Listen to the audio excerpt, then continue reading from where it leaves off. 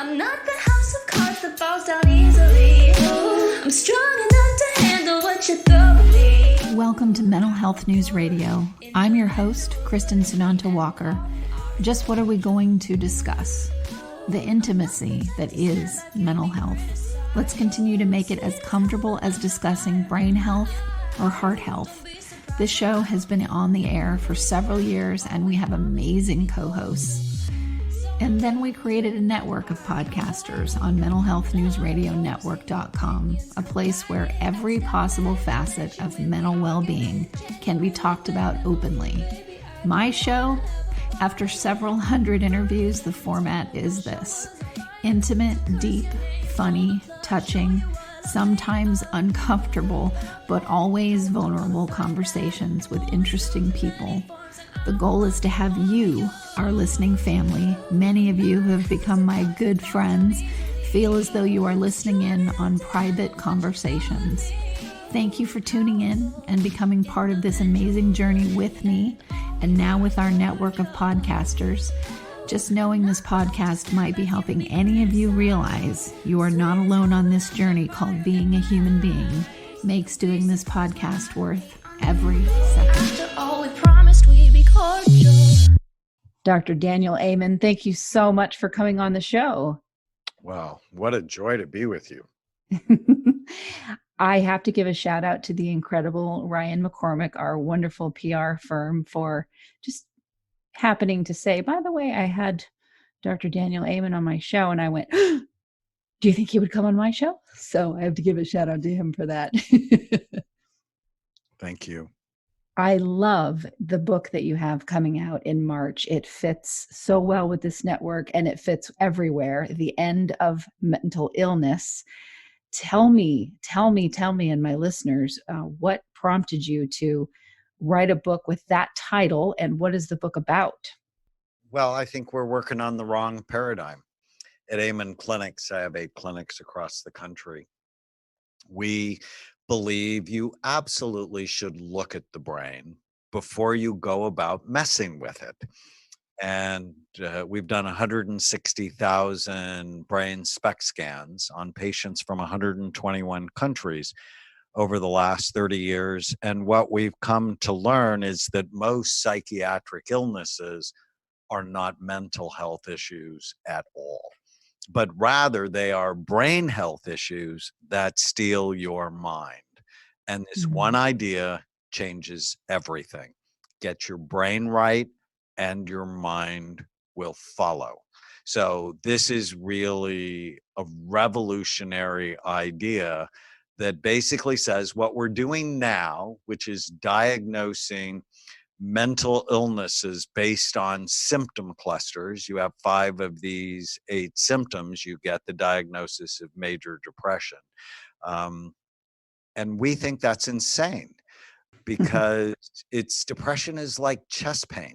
And chest pain has many different causes, and nobody gets a diagnosis of chest pain because it doesn't tell you what causes it or what to do for it. So when they do large-scale studies that say antidepressants really don't work any better than placebo, which I know is not true, but just giving everybody an SSRI for depression is insanity when there's so many different types of depression. There's so many different causes of depression. And I've seen over and over again that when I can help your brain be healthier, your mind is better, your mood is better, your focus is better. And the end of mental illness is like, stop it. Let's stop calling these things mental, because that only shames people, stigmatizes people. No one's stigmatized for cancer, diabetes, or heart disease. Right. And likewise, no one should be stigmatized, but because we're working on the wrong paradigm, people don't want to come and get help. And not only do they suffer by not getting the help they need, their children suffer, their grandchildren suffer, their partners suffer, and this is unnecessary. I know from spending a week in brain training with one of your students, or they called it boot camp. It was fascinating for me as someone who was diagnosed with depression and trauma and PTSD at a very young age, early childhood trauma.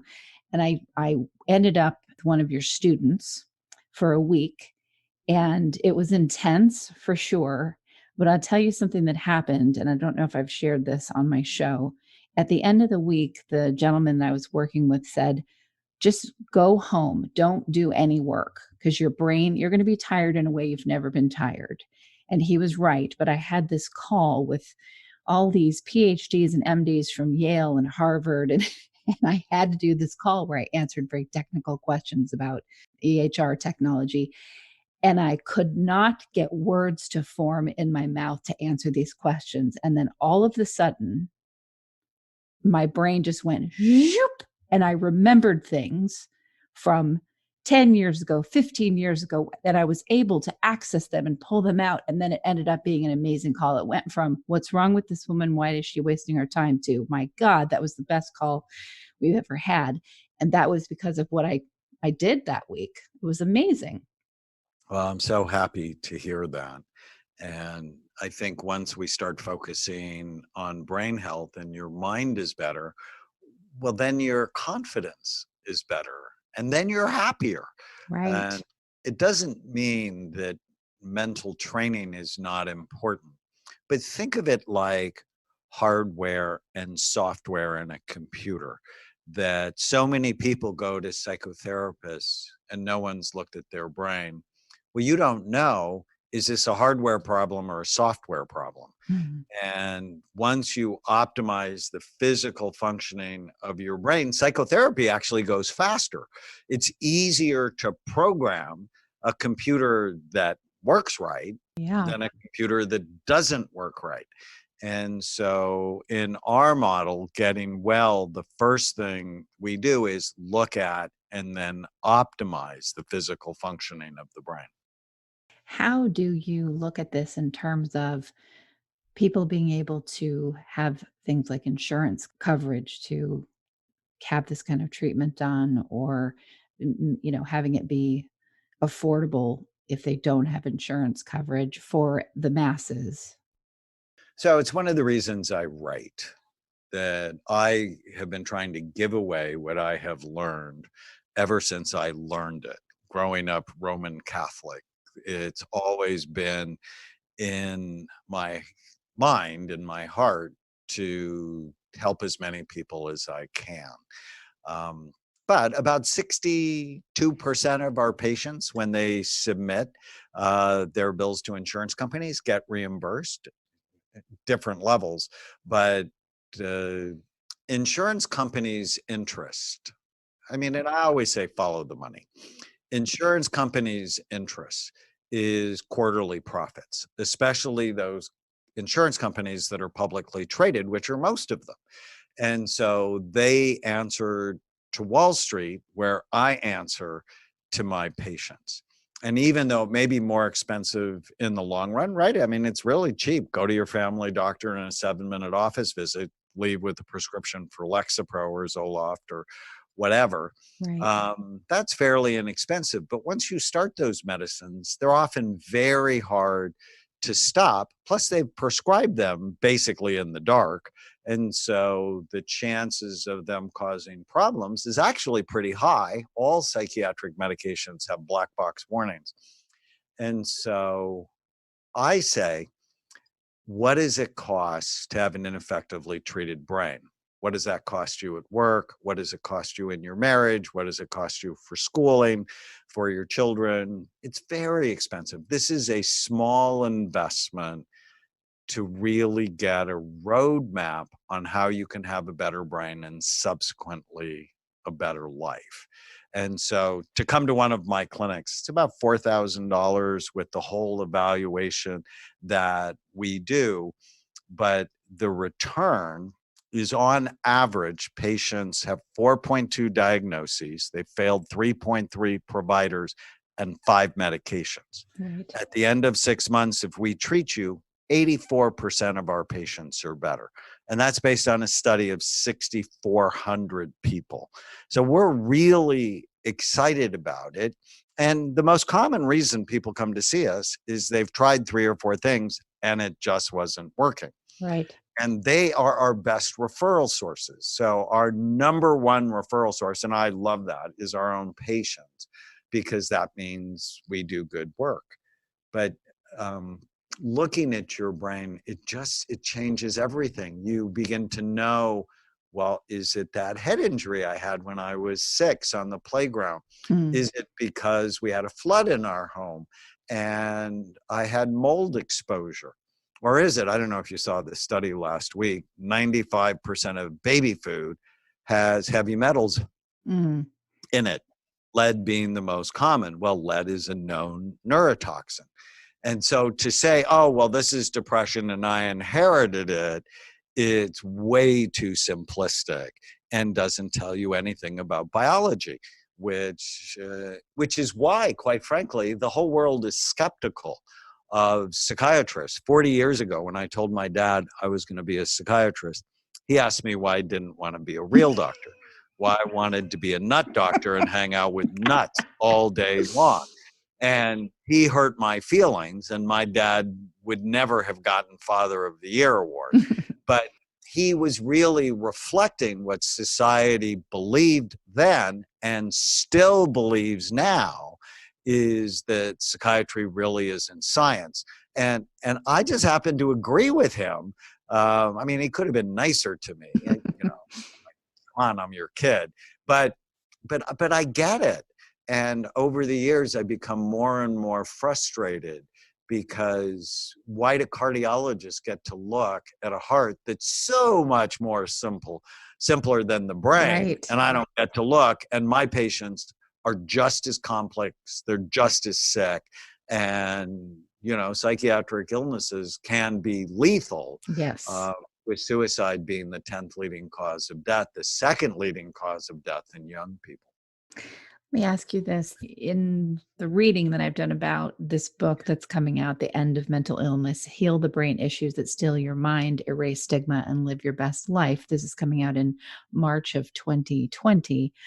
One of the things that's written about it is a new way to think about and treat issues such as anxiety, depression, bipolar disorders, ADHD, addictions, OCD, PTSD, schizophrenia, and personality disorders. I said that without taking a breath, by the way. I know that a lot of my listeners in particular are people that are on the receiving end of a lot of pain from people with personality disorders. So can we unpack that a little bit in terms of how you believe your work would help in that area? Well, you know, I love the fact that the imaging work we do almost immediately decreases stigma, and it increases forgiveness and compassion from families, because they see these problems as medical and not moral. And it's just so helpful. I had this patient from Florida who came to see me in our Northern California clinic, and he had Tourette's, and he actually had really bad Tourette's, which is a tic disorder. People have both motor and vocal tics. And the dad sort of pulled me aside and he said, "Is this a real thing? Or do I just need to get tougher with him?" And if you saw his brain, SPEC basically tells you 3 things: good activity, too little, or too much. And then my job is to balance it. And this poor boy had a brain that was on fire. It was working way too hard. And so when I showed him healthy and then I showed him his son, I'm like, your son has a medical problem. And if you just got harder on him, he would not be able to respond. And that would demoralize him, which would only make him sicker. Right. And the dad got it. And that's what I love, you know, especially engineers get my work because they want to see the evidence, you know, what's the evidence? And then he just became a great support, and we were able to get his son well. The family issue is so important. And often I've done a lot of work with violence and domestic violence. And I want to scan everybody's brain at that point because yes, it could be the dad that had a head injury because he played football or he was in a car accident or he's drinking too much and that's damaging his brain. But he might have an ADD conflict-driven child that is pushing all of his buttons and he just doesn't have the willpower or to have control over his own negative reactions. Right. And so when you think of family systems from a neuroscience perspective, it really does inform and revolutionize how you treat people.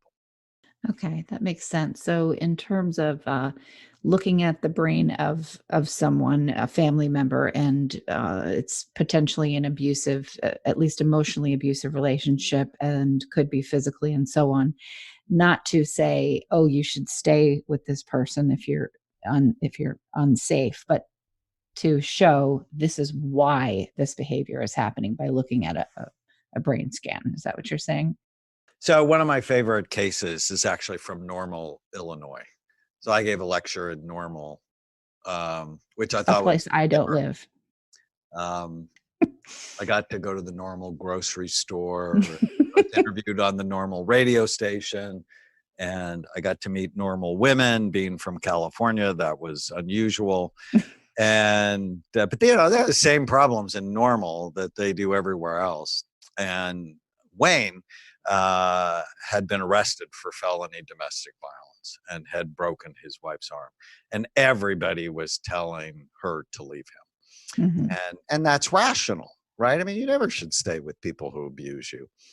Well, he came out to see me after he got out of jail and had severe damage to his left frontal and temporal lobe regions. And I'm like, hey, when did you have a head injury? And it turned out he was 6 years old. He fell 6 feet headfirst into a pile of bricks during a rainstorm. And he said, after that, I just had a really terrible temper, often for no reason. And I have hated myself ever since then. Well, when we balanced his brain, none of that behavior showed itself again. Mm, And interesting.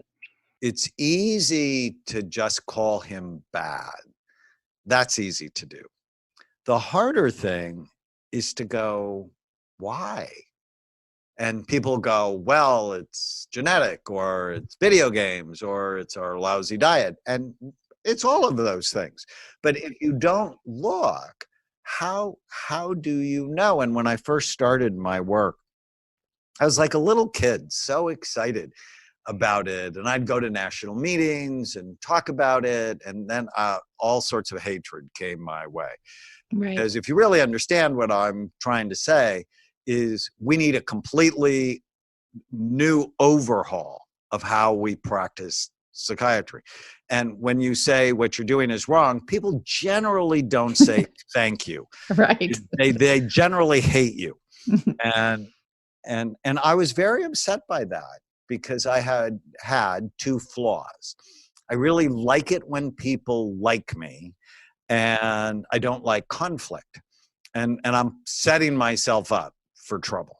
Right. And late one night in 1995, I got a call from my sister-in-law, Sherry, who told me my 9-year-old nephew, Andrew, had attacked a little girl on the baseball field that day for no particular reason. And I was horrified.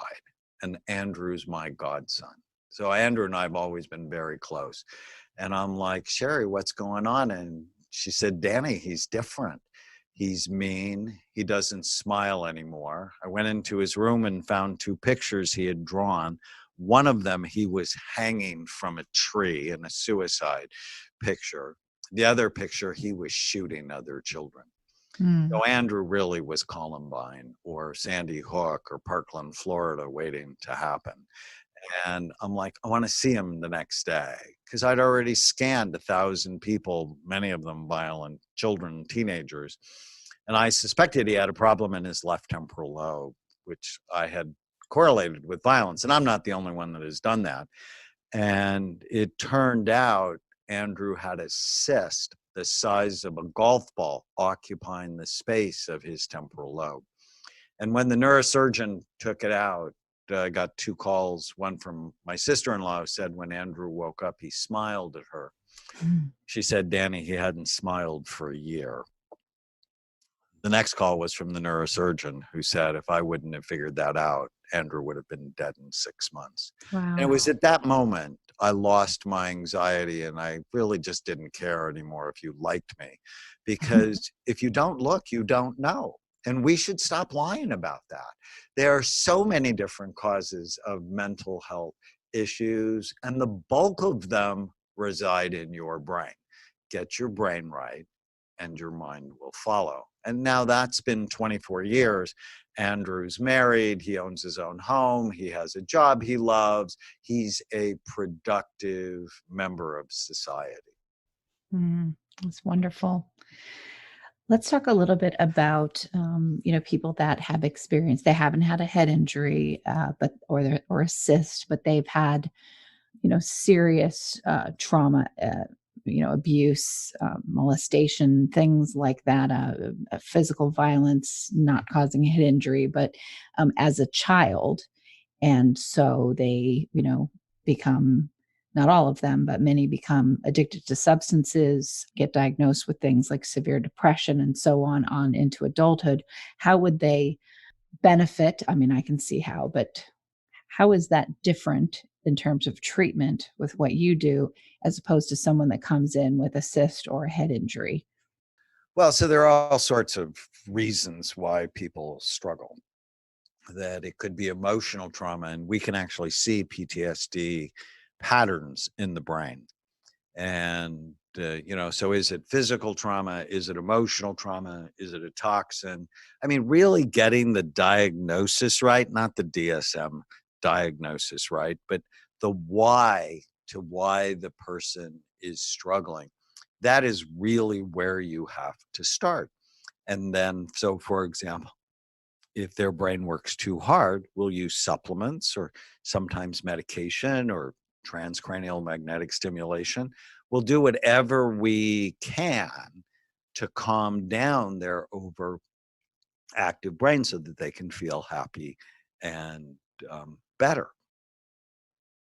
If it's low in activity, and how would I know unless I looked? Right. If it's low, then I'm going to do things to stimulate it, which again could be supplements, medication. There's a treatment I love called hyperbaric oxygen.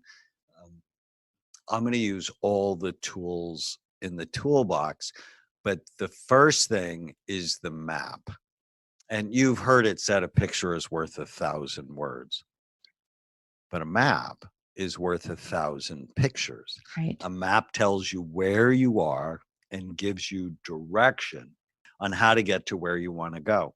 And that's what I love is, let's map things. Of course, always together with who you are and your symptoms, and then we'll have a better treatment plan. And the treatment plan just doesn't stop with you're depressed, take an antidepressant. I get horrified when I go to psychiatric hospitals or drug treatment programs and they feed these people terrible food. It's like, did you fail medical school? Are you insane? Because if you don't give the brain the nutrients it needs, it will not work right. Right. And there's all sorts of, peer-reviewed published research on diet and mood, diet and focus, diet and memory. And so I'm going to teach you to fall in love with your brain and then treat it with reverence, the reverence it deserves. I look at this as this starting point, your baseline. Go to one of your clinics, go through the assessment process, spend what you need to spend, and then deal with other things that come out of it. And I guarantee you, if you do that first, the 20 or so things or 10 or whatever, however many things you've been told that's wrong with you will definitely decrease, and you'll have much less money to spend after going through one of your clinics because you've got that baseline that you're starting from.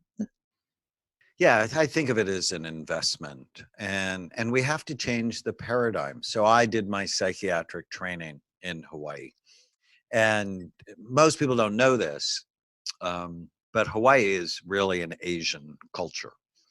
And Asian cultures are shame-based cultures, which means they don't ever want to do anything to bring dishonor to their families. Mental illness brings dishonor to their families, they believe. And so they wait until way late in the process to get help. But I've also found with Asian families that they would do anything to give their child an advantage in school or in work. And what if we change the paradigm? What if mental health was brain health? Right away, that completely changes their mindset about help. It's like, no, I want my child to have the best brain possible. So I need to look and I need to help optimize my child so my child can get good grades. Right. As opposed to you have something wrong, that brings shame. And so they don't come for the help they need. And it's not just Asian families, it's also Black families, it's Hispanic families who have an inherent distrust of the mental health system. Right. But everybody wants a better brain. So that's what I say. What if mental health was brain health? And reimagining it, which is what I do in the end of mental illness, it changes everything. And then if we can get people to love their brains, in the book, The End of Mental Illness, there's this great device. I've just fallen in love with this writing device. And it starts with, if I was an evil ruler and I wanted to create mental illness, what would I do? And I would basically create American society. Create Yeah. distracted drivers, so there's more head injuries. I'd create our national food system, which is scandalous at best, with the pesticide laden, I say the real weapons of mass destruction, that ISIS has nothing on our food industry. They're highly processed, pesticide sprayed, high glycemic, low fiber, food-like substances stored in hormone depleting plastic containers. And when you begin to think about the war for your health, you have to become, here at Amen Clinics, we create brain warriors, people who are armed, prepared, and aware to really win the fight of their lives, which is for their brain's health. Last question for you, since we're talking about, American society. The other advent is, smartphone technology, social media, dependency on our digital world.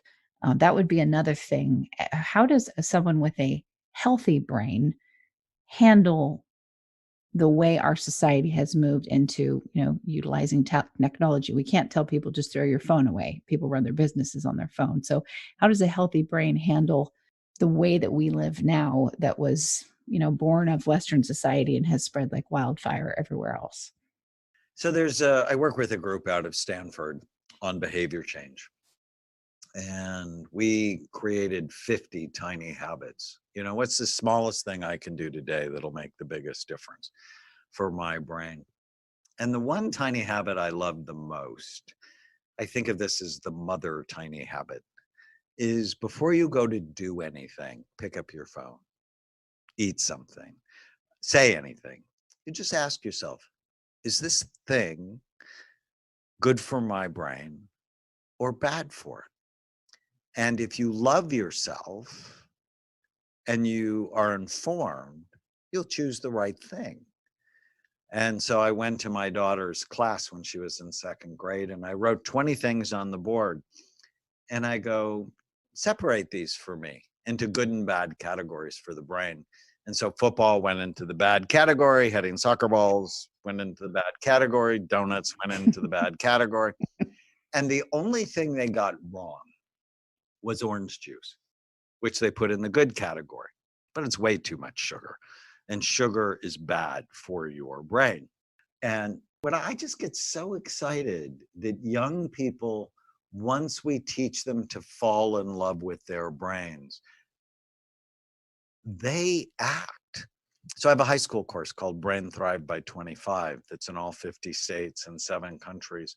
And we had an independent group study it, and they found it decreased drug, alcohol, and tobacco use, decreased depression, and improved self-esteem. And the big thing we did is we taught them to love their brains, and then we taught them how to take care of them. That's the end of mental illness. The end of mental illness begins with a revolution in brain health. So you're saying that with that choice, we would choose to be on our phones less, on social media less, because that's a healthier way to love, because that is a way to love your brain. Is that what you're saying? Absolutely. Because the kids who spend, not just the kids and adults who spend the most time on their phones and most time on social media have a higher incidence of anxiety, depression, obesity, and suicide. Right. It's sucking the life out of you. And isn't it interesting? We have Facebook and Instagram and millions of people on it, no, billions of people on it. But loneliness has skyrocketed. Yeah, we have because people are interacting with a device, not with another person. We just started a B Corp this year called Digital Tech Initiative, where we talk about that. We have a geneticist, we have MDs, PhDs, me. We just spoke at a student mental health conference, and that's all we talked about at the conference is what you just said. This social thing, quotes around the word social, is actually doing the exact opposite at epidemic levels. So thank you so much, Dr. Daniel Amen, for coming on the show. I absolutely appreciate it. And I love that you're in my home state, Southern California. Well, that's not its own state. It seems like it between Southern and Northern, but I do miss it out there. Well, Kristin, what a joy to meet you. Thank you for helping me spread the word on the end of mental illness. Absolutely. Absolutely. And listeners, you can find more about Dr. Amen by going to amenclinic.com, or you can go to danielamenmd.com and definitely check out The End of Mental Illness. Look forward to it coming out in March of 2020 and all of the other incredible books that you've written. Thank you for what you do for the world. Thank you so much. And thank you, listeners, for tuning in to another episode of Mental Health News Radio. Aggressive, but never without good intentions. I heat up and act on my emotions. Thanks so much for listening to Mental Health News Radio. Our podcast can be found on iTunes, Stitcher, and hundreds of other podcast apps, or you can visit our website at mentalhealthnewsradio.com. If you have a question or would like to be a guest, become a podcaster on our network, or join the amazing organizations that help keep us on the air, please email us at info@mhnrnetwork.com. Get ready for that special goodbye from our resident therapy dog, Miles, and a special thanks to Emily Sohn for letting us use her incredible song, Cordial, for our podcast music. Listen to the full song on SoundCloud at emily.sonne. Don't be surprised when I don't hate on you. After all, we promised we'd be cordial.